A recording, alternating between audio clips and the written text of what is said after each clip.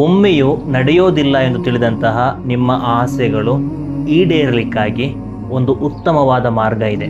ಯಾವುದು ಅಂತ ಹೇಳ್ತೇನೆ.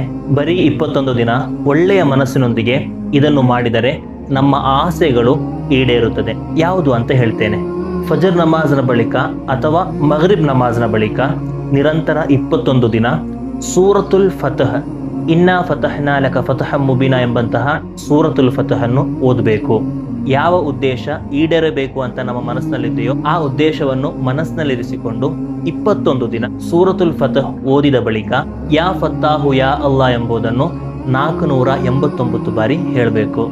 ಈ ರೀತಿ ನಿರಂತರ 21 ದಿನ ಒಬ್ಬ ವ್ಯಕ್ತಿ ಓದುವುದಾದರೆ ಆತನ ಮನಸ್ಸಿನಲ್ಲಿದ್ದಂತಹ ಈಡೇರದಂತಹ ಹಲಾಲಾದ ಉದ್ದೇಶಗಳು ಈಡೇರುತ್ತದೆ ಎಂಬುದರಲ್ಲಿ ಸಂಶಯ ಇಲ್ಲ. ಒಳ್ಳೆಯ ವಿಶ್ವಾಸದೊಂದಿಗೆ ಓದಿ ನೋಡಿ, ಉತ್ತಮವಾದಂತಹ ಫಲ ಸಿಕ್ಕೇ ಸಿಗುತ್ತೆ. ನಿಮ್ಮವರಿಗೂ ಕೂಡ ಈ ವಿಡಿಯೋವನ್ನು ಶೇರ್ ಮಾಡಿಕೊಡಿ.